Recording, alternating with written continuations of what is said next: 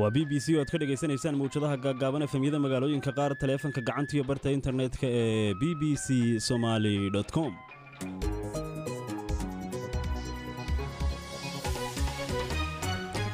subax wanaagsan idil ahaantiinba meel kastaad nagala socotaan waa maalin isniina bisha afraad tahay 27 sanadku waa 2020 goorsheegtu waa 7 subaxnimo oo gowa wararkaanu maalinkan maanta idin haynana waxaa ugu mudan madaxweynaha Hirshabeelle oo qaar ka mid ah baarlamaanka maamulkaasi ay mooshin xilka xayuubina ka keeneen talow sababtu waa maxay gudoomiyaha baarlamaanka oo mooshinkaasi qabtay ayaa sharaxaya mooshin ayaan gacanta ku hayaa laga keenay madaxweynaha dowladda Hirshabeelle Maxamed Cabdi Waare waa markii saddexaad ee laga keenay kalsooni kala noqosho ah kadib markii lagu soo eedeeyay qodobo badan oo ay ka mid yihiin inuu ku tuntay dastuurka ku tagrifalada awoodda masuq baahsan iyo wax qabadlaan markii lagu soo eedeeyay isla gudoomiyaha baarlamaanka laftiisana mooshin kale oo xilka xayuubina ayaa laga keenay gudoomiye ku xigeenkiisa oo isna qabtay mooshinkaas ayaa isna sharaxaya sababta loo keenay waxa weeye inuu caqabad ku noqday baarlamaanka hawshiisa in la wasocodsiiyo iyo howlihii fulinta ay lahayd farajin uu ku sameeyey waayadan uu ku mashquulsanaa shaqadii mataqaana tallaabada ay qaadaan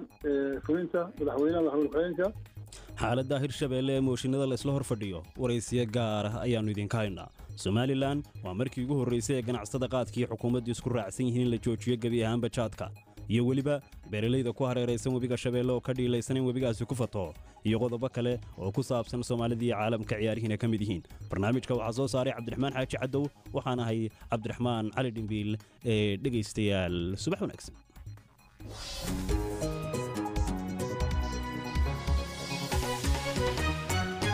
sidaad nooga barateen qodobadaas oo fidsani weynoo dambeeyaane aynu ku horeyno wararka caalamka oo Axmed Beder inoo hayo Axmed maasanid Dhimbil dalka Talyaaniga oo dadka ugu badnaa ay ugu dhinteen cudurka corona qaarada Yurub ayaa si tartiib loo khafiifinaya tilaabooyinka xayiraadihii hore loo soo rogay ra'iisul wasaaraha dalka Talyaaniga ayaa waxa uu sheegay in xayiraadaha la khafiifin doono laga bilaabo 4 bisha May ee fooda inagu soo haysa waxa dib loo furi doonaa goobaha lagu nasto isla markaana qoysaska ayaa isbooqan kara iyagoo laga doonayo inay xirtaan qalabka sanka markaasi lagu daboosho balse iskuulada dalka Talyaaniga ayaa si xidhnaan doona ilaa dhamaadka bisha Sebtembar xeerar cusub ayaa maanta ka dhaqangali doona dalka Jarmalka taasi oo ay ka mid tahay inay qasab tahay qofka in marka uu raacayo gaadiidka dadweynaha uu xirto qalabka sanka lagu duubto ee maskaratiga loo yaqaano inta badan gobolada dalkaasi ayaa sidoo kale waxa qasab ah in qofka uu xirto marka uu ku sugan yahay goobaha laga dukaamaysto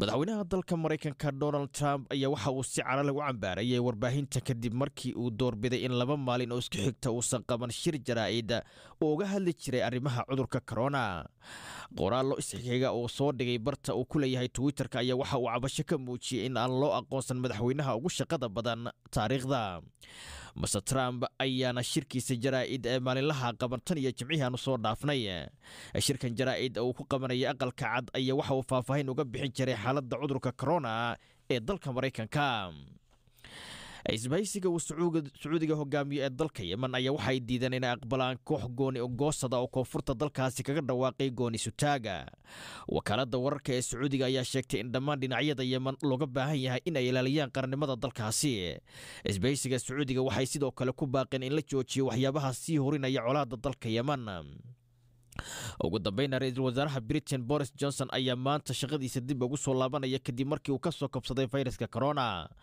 markii ugu horeysay muddo 3 toddobaad ayaa waxa uu shir gudoomin doona shirka golaha wasiirada si ay uga baaran degaan jawaabaha ay dawladda ka bixinayso cudurka corona Mr Johnson ayaa waxa uu cadaadis kaga imanaya xubnaha xisbigiisa oo ku baaqay in la bilaabo khafiifinta qaar ka mid ah xayiraadihii la soo rogay warkii dunidana waa naga intaan dib idin ku celiyo Dhimbil iyo barnaamijka subaxnimo aad buu mahadsan yahay Axmed Beder oo inala socodsiinayay wararkii caalamka ee BBC-da dhageystayaal u diyaar garoobay idaacadeennii subaxnimo oo fidsan aynu ku bilownay madaxweynaha Hirshabeelle Maxamed Cabdi Waare ayaa qaar ka mid ah xildhibaanada baarlamaanka maamulkaasi waxa ay soo gudbiyeen mooshin ay doonayaan inay xilka kaga qaadaan habeenkii xalay ahaa sida uu BBC-da u sheegay gudoomiyaha baarlamaanka Sheekh Cismaan Barre Maxamed oo isagu mooshinkaasi qabtay bal haddaba sababta keentay ayaanu ka waraysanay isla guddoomiyaha oo khadka taleefanka igu warramay. bismillahi raxmaani raxiim. haa, mooshin ayaan gacanta ku hayaa laga keenay madaxweynaha dowlad goboleedka hirshabelle maxamed cabdi waare. waa markii saddexaad ee laga keena kalsooni kala noqosho ah kadib markii lagu soo eedeeyay qodobo badan oo ay kamid yihiin inuu ku tuntay dastuurka, ku-tagrifalada awoodda, masuq baahsan iyo wax qabadlaan markii lagu soo eedeeyey. mudane waxaa nagu maqaalaa in adiga madaxweynaha khilaaf idiin dhexeeyo oo mooshinkani halkaa ku sal leeyahay. khilaafkaasi muxuu yahay? walaal, khilaafka waa khilaaf dastuuri ah. annaga waxaan halkan ku joognaa sharci, qof ra'yigiisa halkaa kuma joogno. waxaynu nahay hoostaga dowladda soomaaliyeed dhisteen reer hirshabelle ee ka kooban 2 gobol. marka madaxweynaha wuxuu caadaystay ama uu ka dhigtay sharci inuu ra'yigiisa hirshabelle ku maamulo. aniguna waxaan ahay hay-addii sharci dejinta ayaan madax ka ahay. marka waxaan suurogelaynin qof inuu tigrafalo awoodda hirshabelle asiga oo ku fashilmay maamulka hirshabelle iyo hoggaanka hirshabelle ku fashilmay. mudane madaxweynaha caawa ma kulanteen oo shir dhexdhexaadina ma gasheen oo aad rabteen inaad ku heshiisaan? runtii waan kulannay, laakiin shirkaas shir hadda ay wax kasoo baxeen midna ma aha. waayo waxaa laga hadlaa mar hadday dastuur tahay, qofka hadduusan dastuurka u hoggaansaneen geed kastoo la taga muxuu ahay waxba kama soo baxaan, ama guri kastoo la fadhiisto. aniga waxaan u taaganahay sharciga in la ilaaliyo hirshabelle midnimadeeda ayaa anu diyaar u ahay ama aan taaganahay. laakiin madaxweynuhu wuxuu ka leexday dariiqii hirshabelle muxuu ahaay ay horumarkeedu ahaa ayuu ka leexday. marka laguma taageeri kara qof hadduu mar sharciga ka leexday, waa in gacmaha laga qabtaa. waxaad sheegtay inaad kulanteen oo heshiis aad damacdeen aad heshiisaan ase waxba kasoo bixi waayeen. sow markan aad leedahay musuq maasuq baa lagu hayaa iyo awooddiiba ku tagrifalay, sow uma muuqataan 2 nin oo ishaya oo ishayntoodii shaksiga ahayd ka dhigaya hawl sharci oo dastuurka ku qotanta? maya, aniga hadda waxaa lii keenay mooshin 54 mudana saxiixay ayaa la ii keenay. marka xildhibaanada waajibka ugu weyn oo qabtaan waxaa weeye sharci dejinta iyo matalaada shacabka iyo la xisaabtan. marka waa qayb la xisaabtanka ka mid ah. mar haddii qofka uu waajibaadkii dastuurihay ka leexdo waa in lala xisaabtamaa. mudane waxaynu ognahay in xilli ramadaana lagu jiro, coronavirus dunidu ku jirto, baarlamaankii fasaxan yahay, xilli habeena oo waqti damba ay tahay. in mooshin noocaasa aad qabataa xilli noocaasa sharci ma u haysataa? mar sharciga haddii lagu tumanaayo gudoomiyaha baarlamaanka wuxuu isugu yeeri karaa baarlamaankaas si degdeg ah. annagana coronaviruskaas runtii ilaahay baan ka baryaynaa, shacabkana talooyinka ay wasaaradda caafimaadka bixinaya inay qaataan aan rajaynayaa.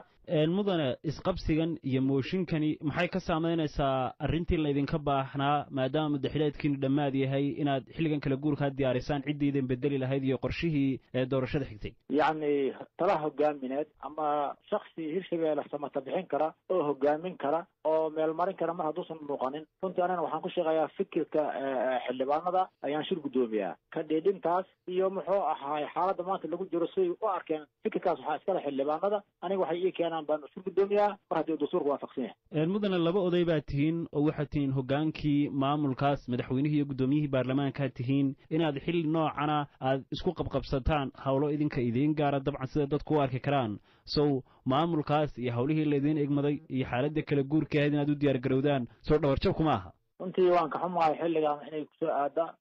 waktigeena waxaa ka haray runtii mudda yacni 4 bilood ayaa ka haray. laakiin walaal, xildhibaanadii shacabka matalaya waxay u adkaysan waayeen waxa maxamed cabdi waare uu halkaa ka wado, in stateka puntland uu hirshabelle muxuu ahaay ka joojiyey muxuu ahaay raashinkii uusan ka hadlin. waxaad dareemi kartaa waxyaabo badan ayaa walaal adi dalka ma joogtida ayaa halkaa muxuu ahaay ka jiro. marka haddii wax shaqo aysan jirin dastuurkii lagu tumanayo, marka waxaa muhiim ah in wixii gacmaha laga qabto oo tilaab la qaado. marka iminka maxaad xal u aragtaa? ma inaad baarlamaanka isugu yeedho oo hawshaa qabato, mise inaad gashaan hawl waanwaano oo bal aad dib isugu noqotaan? runtii baarlamaanka ay u taallaa. mar haddii mooshin la keeno waxaa waa laga doodaa, wakti buu leeyahay. go-aanka waxaa iskale baarlamaanka iskale. marka goormaa laga doodaya? insha allahu tacaala waa baarlamaanka la iclaaminaa, taxiska loo diraa, way isku imaanayaan haddii alla. marka goormaa u diraysaan oo iclaaminaysaan? adigu insha allahu annaga go-aamin doona. hadda wakti hebel kuma dhihi karo, laakiin wakti kooban ayuu leeyahay mooshinka inuu socdo. marka waktigaas baarlamaanka hadda maadaama ay ku jiraan fasax, shir degdeg ayaan isugu yeeri doonaa. marka inta xildhibaan aad haysay aad imika haysaa waa imisa? hadda waa ku sheegay inta ii keentay waa 54. inta kalena waa imaan doonaan. adigoo tiri baa jirta oo qofka xilka looga qaadi kara madaxweyne hadduu yahay. marka tiradaas in ka badan waa imaan doonaan dialid. marka tiradaas waa intee? 66 wey. mudane wararka waxaanu ku haynaa in adigana mooshin laga hayo oo 63 xildhibaan ku dhowaad sida naloo sheegay. sawtaa lafteedu caqabad kuma noqon doonto? wallaahi taas waxaa weeye mar haddii mooshinka la qabto mooshin kaloo lama qaban karo. kii sharciga ahay anaa hayo. marka waxa kale waxaa waaye waa nafdhacaarinimo wey. kaasi waxa uu ahaa sheekh cismaan barre maxamed guddoomiyaha baarlamaanka maamulka hirshabeelle oo xalay qabtay mooshin ka dhan ah madaxweynaha maamulkaasi. dhanka kale waxaa iyana jira xildhibaano kale oo baarlamaankaasi ka tirsan oo iyana isla guddoomiyahan iminka hadlayey waa cismaan barre maxamed ka gudbiyey mooshin ay damacsan yihiin inay isna xilka kaga qaadaan, sida uu b b c da u sheegay guddoomiye ku-xigeenka koowaad ee baarlamaankaas cabdi xuseen geedi oo isna laftiisu iga warramay bal xaaladdaasi. mooshinka caawa waxaa ii keenay xildhibaano adigu ilaa dhowr iyo soddon gaaraya oo yeesha ugu yimid markay saacadda kow tobanka ama shanta fiidnimo, marka saacaddaas ay ugu yimaadeen guriga ku jira. marka waxay keeneen mooshin ay soo saxeexeen 63 xubnood oo baarlamaanka hirshabeelle ka tirsan. marka mooshinkaas ay keeneen oo ku wajahan guddoomiyaha baarlamaanka sheekh cismaan barre maxamed. mudane, marka sababtu maxay tahay? wuxuu ku saabsan yahay mooshinkaas guddoomiyaha ku wajahan yahay. sababta loo keenay waxa weeye sheegeen sabab ugu dhigeen inuu caqabad ku noqday baarlamaanka hawshiisa in la warsocodsiiyo iyo howlihii fulinta ay lahayd faragelin uu ku sameeyey. waayadan uu ku mashquulsanaa shaqadii mataqaana tallaabaday qaadaan fulinta madaxweynaha ku-xigeenka baryahan uu mashquul ku ahaa. saxaafad ilaa meel waraaqo u qorqoray, ilaa beesha caalamka xataa waraaqo u qoray oo leeyahay hirshabelle waxba kama jiraan. arrimahaas dartood ayaa mataqaanaa baarlamaanka dhibsadeen. awalna baarlamaanka caqabada ku ahaa. waxaan filayaa bishii December ka hor meeshan ka tegey oo xamar aaday, wuxuu hadda bisha hore horaanteedu yimid. markuu hadda yimidna haddana uuna carqaladaas faraha badan lagu sameeyey. saas darteed baa loogu keenay. marka haddii la yidhi waxaa caqabad ku noqday oo howlihii baarlamaanka hirshabelle laga socodsiin laayahay, kii fulinta laga socodsiin laayahay, ayay baarlamaanka marka waxay garteen inay meesha ninkaas ay dhinac sii leexiyaan. marka mudane, waxaynu ognahay in xilli rabadaana lagu jiro, sidoo kale coronavirus lagu jiro, baarlamaankii fasaxan yahay, xilli habeena oo xilli dambe ay tahay, gurigaagii aad joogto. sharciyad ma u haysatay adoo gurigaaga jooga inaad mooshin noocaasa qabato? waan la qaban karaa. meesha baan ku qasab wey, waa sharci wey, waa waxa diidi kara maaha. gudoomiyaha baan ahay, guriga way u iman karaan, xabsiga waa lagu iman karaa, marka lagu iman karaa. mudane, waxaa wararku nagu soo gaadhayaan in khilaaf u dhexeeyo madaxweynaha iyo guddoomiyaha baarlamaanka. adigu waxaad tahay guddoomiye ku-xigeenkii baarlamaanka, maxaad labadooda u dhexdhexaadin weyday soo uma muuqatid imika inaad dhinac tahay oo weliba dhinaca madaxweynaha aad tahay? aniga asaga wax loona laho naga dhexeeya ma jiraan. guddoomiyaha shaksiga ahaa anaga ku-xigeen baan nahaa. haddana baarlamaanka hadduu keeno oo sharciga iyo dastuurka waafaqsan yihiin in laga qabto sharci wey muqadasa, inaan ka qabto waa waajib. mudane, waxaa la ogyahay in muddaxileedkiini dhammaad yahay, marka inaad ku mashquulsanaataan howlo mooshin iyo isqabqabsiga sow dadka qaar u arki maayaan in xilkii laydinka rabay ee ahaa inaad fududaysaan dowladdii iyo ciddii idin bedelaysay, sow inaad hawl kale ku mashquulsan tihiin maaha? annaga guddoon baan nahay, meeshan baarlamaan weeye. baarlamaan hadduu yahay annaga waxaan guddoon ku nahay baarlamaankaasaana doortashalay. ayagaa mataqaana sharaftooda huwanahay, ayagaa xasaanadooda huwanahay. marka baarlamaanka hadday mooshin keenaan oo sharciga waafaqsan yahay ama dastuurka waafaqsan yahay uu khilaafsanin inaad ka qabato waajib muqadas waay, ma garata. marka waan ka qabanay. markii laysu yimaadeen hadde kolley waa hawsha dhinaca mari doontaa. marka goormaa baarlamaanka isugu yeedhi doontaanoo hawsha la geli doonaa? waktiyada soo socdo, hadda maalin ku dhimaan, laakiin waktiyada soo socda laysu iman doona insha allah. kaasi waxa uu ahaa cabdi xuseen geedi, guddoomiye ku-xigeenka koowaad ee baarlamaanka hirshabeelle oo sheegay inuu qabtay mooshin ka dhan ah guddoomiyaha baarlamaanka sheekh cismaan barre maxamed.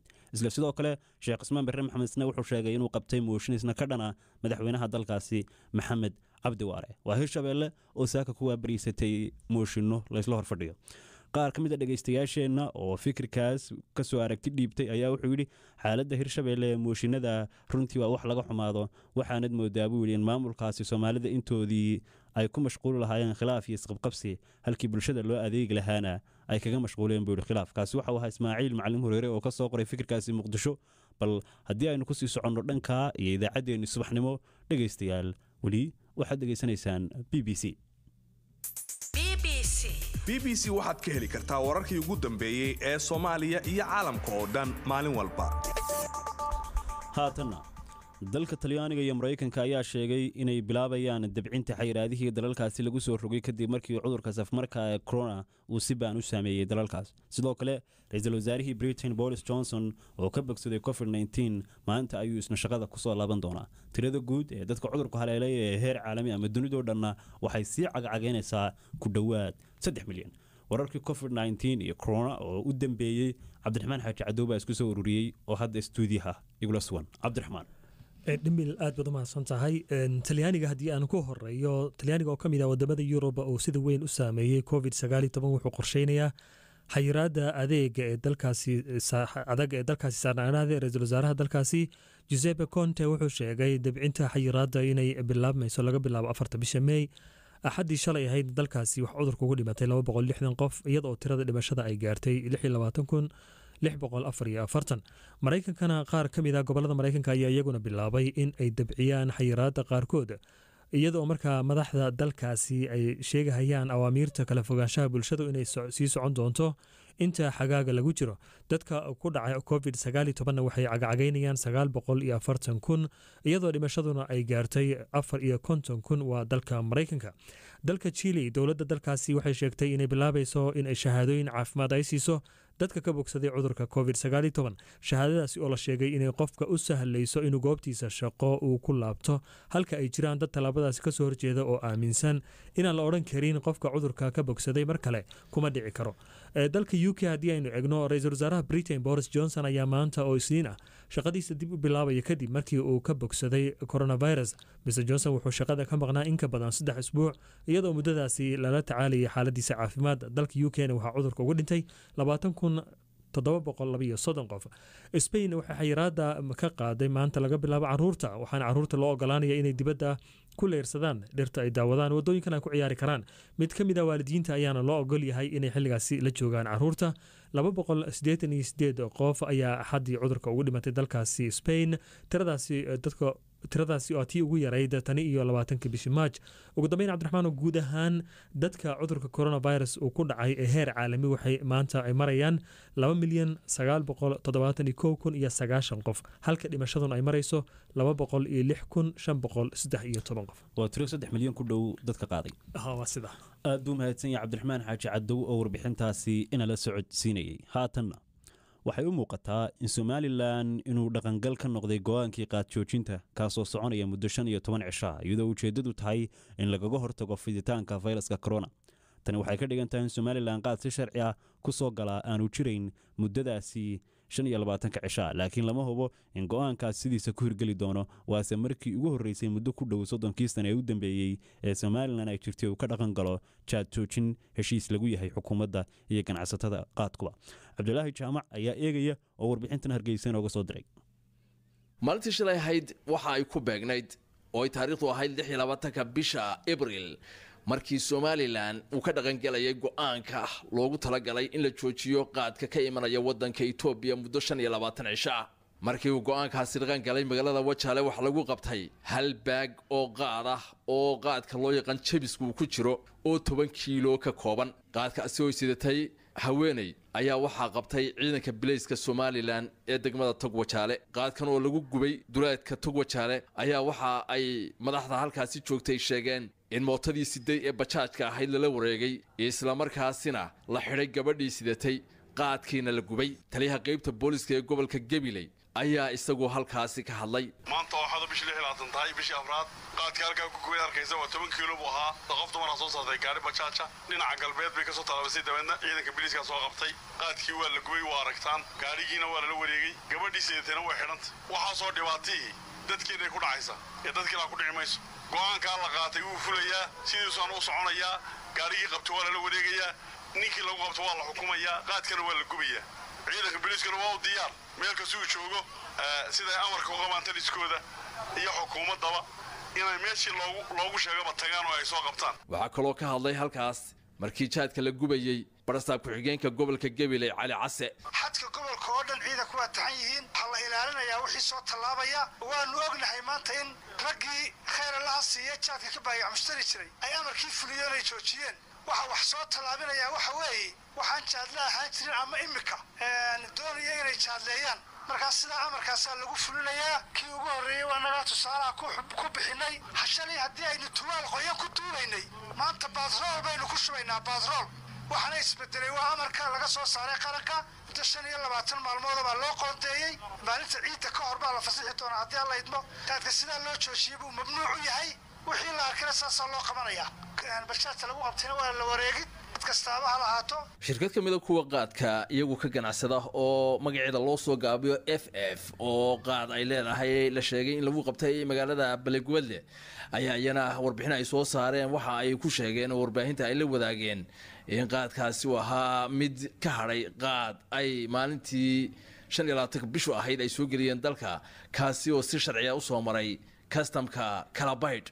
waxay u mahadnaqeen in xukuumadda Soomaaliland gaar ahaan qaybteeda maaliyaddu ay kala saartay gobolka Hawd maamulkiisa iyo qaadkoodaasi inaanu ahayn qaad cusub oo ay soo geliyeen dalka. waxay shirkadaasi FF ay sheegtay inay u hoggaansan yihiin dhammaanba go'aamadii lagu gaadhay in muddo 25 cisho ah aan waddanka Soomaaliland wax qaad Itoobiya ka yimaada aanu soo gelin fulinayaana amarkaasi. qaad joojintani waxay ku timid heshiis dhex maray shirkadaha waaweyn ee ka ganacsada qaadka Soomaaliland soo gala oo ay laba qaybood ugu muhiimsan yihiin qaadka dadarta loo yaqaano iyo qaadka jebiska loo yaqaano. warar xogogaal oo helay waxa ay sheegayaan in aan shalay lagu cashuurin customka Kalabayd wax qaada oo ka soo gudbay halkaasi. dhinaca kale magaalada Hargeysa maqsinada waaweyn ee jaadku ku soo dego ayaa gabigoodaba albaabada la isugu dhuftay. kolayadii waaweynaa ee jaadka lagu qaybin jiray ayaa iyaguna haawanaya.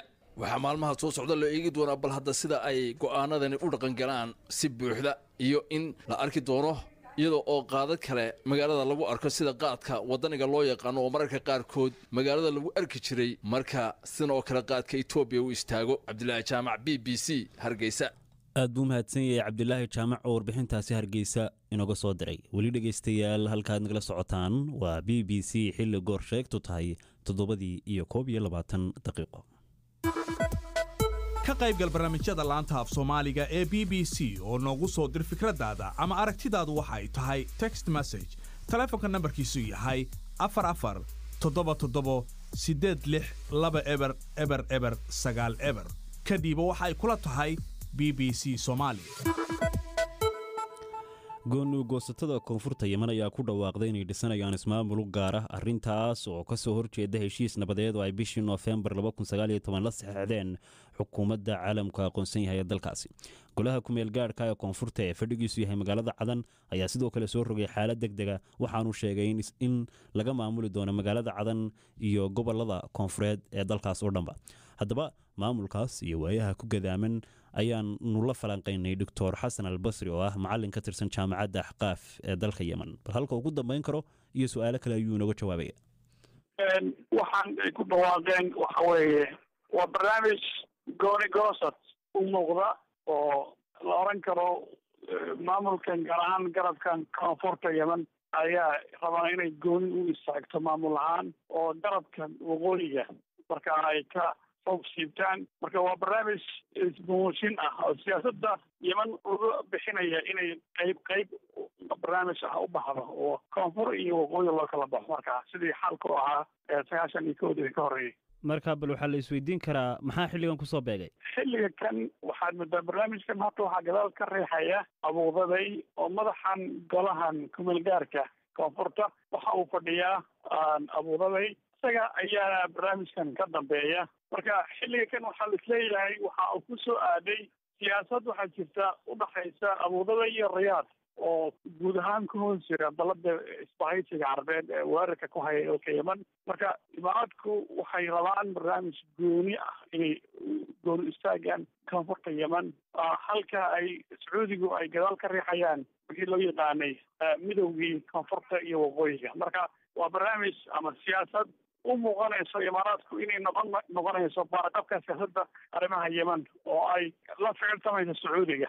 marka ismuujin ayaa moodaa imaaraadka. waxaynu ognahay heshiis baa jira ee bishii November wada galeen marka tallaabadana soo muuqato in heshiiskaasi burburay.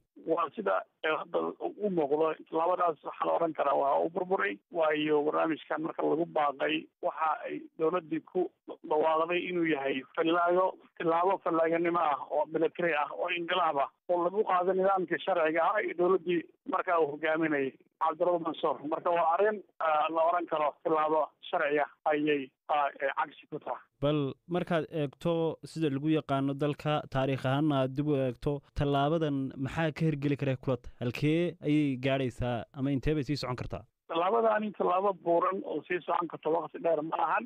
siyaasad ahaanna 6 gobol oo markaa ka hoos jira nidaamkan daladan koonfurta ayaa maanta soo saaray barnaamij ay ku diidayaan oo ay leeyihiin aniga kuma jirno goonigosadkaas shacbi ahaanna dadku hadda xilligan uma bisla diyaarna uma aanay taageeraan ururkaas ururkuna urur kalsooni shacab ka haysa ma ahan waa urur garab ciyaaraad ah ay abuurada laga taliyo oo halkaa ka shaal qaadanaya marka waxaan qiyaasayaa mar kale ayaa loosu laaban doonaa sidii dhacday bilihii hore oo kale riyaad iyo heshiis dowladda iyo ururkan udhexeeya ka dhici doona riyaad ayaa suuragala waayo taageero buuxda ururkaani gudaha kama lahan waxaa la galay xilli roobaad iyadoo guud ahaanba geeska afrika laga soo sheegay roob laxaad leh magaalooyinka webiyadu ku fatahaan jawhar baa ka mid a beeralaydu way dhiilaysan yihiin muuse absuga daahir oo ka mid ah ayaa iga warramay xaaladooda walaalow roobka oo jawhar isla caawa oo hadda kula hadlaayo waxaa da-ay roob magag badan biyo badan ayaa da-ay haddii aragtid magaaladoo dhanba waa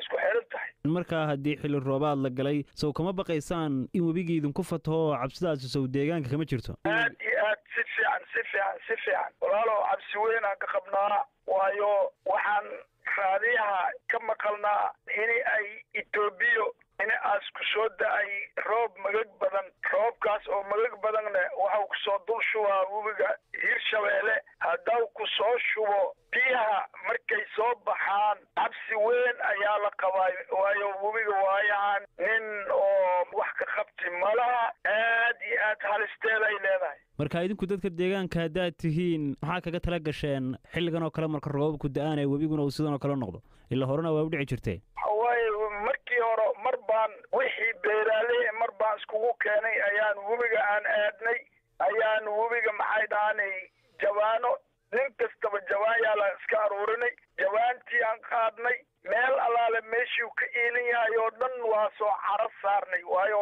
meela oo helo ahaa jirto oo looda ka bii cabto loodana waa og tahay qoobkeeda maxay dhahanay adduunyay ku dheelaysaa meelay ugu darneed intii tabartahayne annagoo mutabace oon cabsi ka qabno beeraha aawooda intii tabartahayna aan ka soo qabanay marka jawaanada aad sheegtay ee aad qaadeen ee aad iskaga awdeen intay ku kalsoon tihiin inay idinka hayn karaan fatahaadda webiga wallaahi walaalow dadaal waayo maana webiga wuxuu u baahan yahay siga xilliga aasjiilaal yahay hadda halis waaba hadda wax la qaban karo ma jirto baldoos ma soo galaayo wax soo galaayo malaha carada xataa meel laga qoda lehen webigii oo hoos kasoo wado filtrisioni cirkii oo kor kasii da-ay ciid engegan oo beriga loo baxsanaayo malaha caradii oo fashaq iyo maxay dhahanay jawaantii oo haddii lagu shuban oo naftarkeeda oo la qaadi karin oo culeys kusii darsoomay marka waa iskaga dadaalo hayna iyo cabsi ka qabno waayo annaga waxaan aan fiirsanayno oo niyada ku haysano oo qaluubta ku haysano waxa waaye beeraha waaye markaa bal haddiiba alla kama dhige webigaasi fataho maxaa idiin qorshaa ka beerley ahaan iyo ka reer jawaar ahaan walaalow maxaanoo xag alla rabbi ilaahay meeshiisna marsiiyo leen maraynayo ma ogimaana magaas dalag warkiisa maba jirto naftada sii loogu tacaali lahay nolosha ilmaha caruurtii sii lala ordi lahay meeshii fatahaada ku soo baxdo geeda lama saari karo meeshii taag oo doon oo caruurta ku badbaadayso ina aan geyna le dawno webi soo baxay oo gadaalna kasoo jiita maayo cid maaro u hesha male marka allah hana ceemiyo ilaahay waxaan ka rajaynaynaa dalag fiican oon ku noognay oon maxay dhahanay dhididkayna iyo hantidayna aan gelinay ilaahay waxaan ka baryaynaa inas ilaahay naga qabto kaasi waxa uu ahaa muuse absuga daahir oo ka mida beeralayda jawhar oo ka dhiilaabayay inay suurtagal tahay in webigu ku fataho magaaladaasi dhegaystayaal waxaynu intaas ku soo afmeeraynaa idaacaddeenii subaxnimo oo uu soo saare ka ahaa cabdiraxmaan xaaji cadow waxaa idinla socodsiinaya anigoo ahaa cabdiraxmaan cali dhimbiil tan iyo inta aynu dib u kulmayno dhegaystayaal waxaannu annagoo isku duuban idinkaga tegaynaa maalintu ha idiin samaato